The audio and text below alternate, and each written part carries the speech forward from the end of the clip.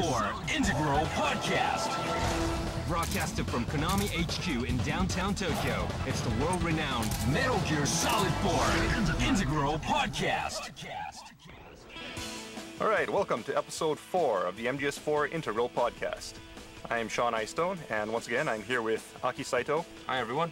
And producer Ken Imaizumi. Hello. So, Aki, what do we have in store today?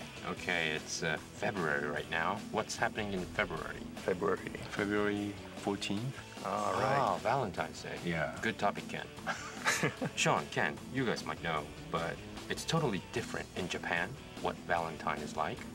So let me just explain the difference. All right. Okay. In Japan, the boys receive the chocolate from girls. Yeah. And I thought this was worldwide. But when I grew up in America, it was totally different. Right. The boys have to give. Something, right? Chocolate is pretty common. They give chocolate, but it's usually the guy to the girl in most cases. Either that or it's kind of, they exchange presents mutually. Oh, really? Yeah, that happens also. Oh, okay. So it was kind of interesting when I first came to Japan as an exchange student quite a while back. And, you know, I got a bunch of chocolates from all these people. And So And- you are trying to tell us you are very, very popular. No, I'm just saying it is weird, you know, because, you know, in America, it's always just chocolate to somebody you care about, and it's not that everybody just exchange chocolate as Do you a know formality. why the Japanese Valentines, the girls give the chocolate to the guys? No, actually, Do you know who started with, this custom? no thing? idea.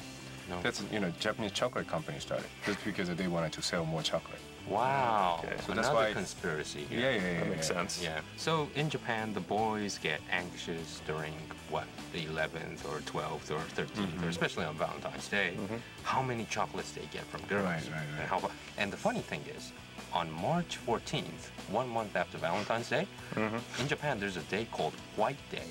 You know, white as in black and white. Right. So the guys receive chocolates, and if they like that girl, they give a candy back. Right. During White Day. That's a junior high or high school student. Right. When you get really old and you have to buy something like luxury stuff, like a I see. like a brand wallet or Watches. Prada, purse. Yeah. But yes, okay, so who started this White Day? So probably Candy company. Candy company started this White Day thing. Well, anyway, Okay. well, that's the difference in Valentine's Day. Okay, today, Sean, where are we at? Okay, so today we're gonna continue with South America. Or actually, we're gonna backtrack a little bit. You know, we did the Naomi tracking mission earlier, and we're gonna go back to the power station level today. Okay, Do they have a Valentine in South America? are you continuing, Ken? I Just have wondering. no idea. I would assume so. Though. I don't know. Just wondering. Is this universal? Is this universal? I think so. Valentine's It's Day? for Saint Valentine, right? Yeah. So Okay. All right, we're gonna go to the South America power station. So, Sean, could you hook up the game and... all right. So we're gonna load the save right now, and we want you to just load the save and don't move. First of all, because we're gonna point out a few things. So first of all, you'll see a couple of rebel soldiers in front of you. So just follow these guys for a little bit, and you'll come to a fork in the road where it goes left and right. If you just watch these guys for a while, you'll see that they're using some pretty realistic battle strategy. How would you say it? Like, I guess, battle strategies that, Mori-san Yeah, that's what we instructed. learned. Yeah. Right. Everybody on how soldiers should move and act in a battlefield. Right. So all of these movements that you're seeing, these guys are doing, are based on reality. It's all been checked for authenticity. We paid a lot of close attention to that while we're making the game. So they kind of stop here and there and they say, okay, and then Right. move forward. Right. And they kind of move along in two-man cells. They watch each other's back and take cover as they move forward. Okay. So anyway, so you'll come to this rock and you'll see a fork in the road that goes to the left and to the right. So what we want to do is head to the right. And as you head to the right, you'll see kind of like this ledge Yeah, giant. leading up to the right and another path heading straight ahead. And we're going to want to take the ledge heading up to the right. Okay. But before we do, let's just head over here because there's some crops that I want to point out. These things look like corn. Oh, yes. Yeah. Yeah. But actually what some people might not realize is that these are actually potato plants, Potato plants. from what I hear. Actually a lot of the staff went to South America and they went to Peru. And I guess they saw these plants growing around and they thought, well, it's about the right size, right height to hide in. and so they wanted to use it in the game. And a lot of people thought it was corn, but I guess when they asked one of the locals, they said actually it was a type of potato. Very, very tall plants. Yeah, and supposedly, potatoes are, I guess, from Peru originally. So yeah, we wanted to use some of the native plants and animals in there. So Yeah, one more thing. I wanted to talk about the plant name is Munya, which is like a real plant, not like we made it up or something. It's a real plant.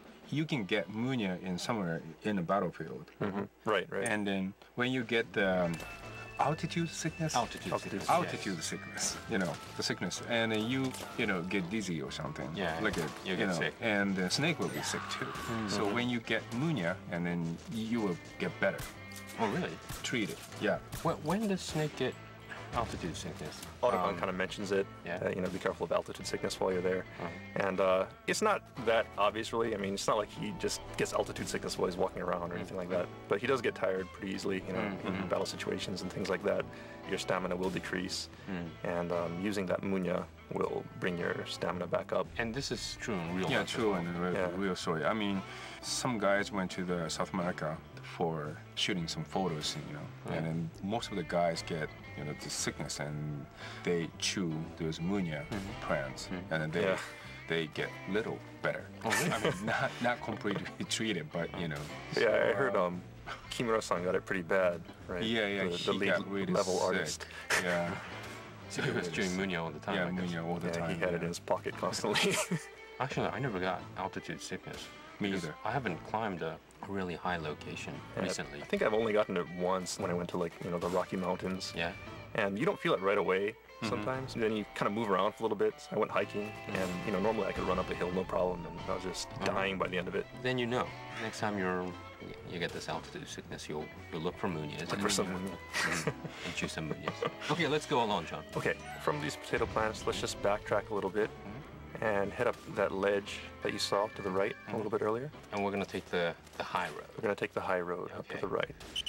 And once you climb up that kind of like step-shaped ledge, you'll come to another divide in the road. And to your left, there's a low path. Yeah. And to the right, there's another path that goes up even higher. Yeah. And So which path are we gonna take? so, the thing is, either way you go, it'll end up in the same place. But let's just go ahead and take the high road Okay. Because- Up on these. Yeah. on the right. Up on the boxes and then. So climb up the boxes, then climb up onto the ledge. There'll be a gap. Jump over that. And when you get to the other side, you'll probably see some soldiers patrolling ahead of you. So go ahead and equip your Mark II pistol and try to take them out, put them to sleep without being spotted. Then jump over the next gap, and you'll get to kind of like this. You can either go straight ahead and go down to the road, or head to the left. So let's head to the left. And make another jump. Make again. one more jump. Okay. Okay, and when you get to the other side here, be careful because there are enemies wandering around. A good thing to do is just have your Mark II pistol ready, and if you see any movement, just go ahead and put them to sleep. You'll probably see a guy on your right here, So now you're moving forward. kind of hide in this grass. Yeah. Take out this guy, Good night.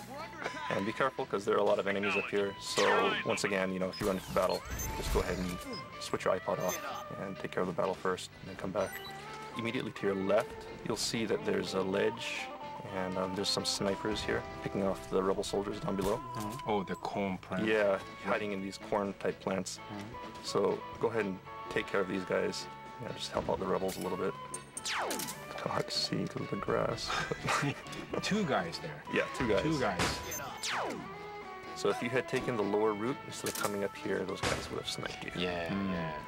Okay, now it gets a little bit complicated. There are a bunch of paths that you can take.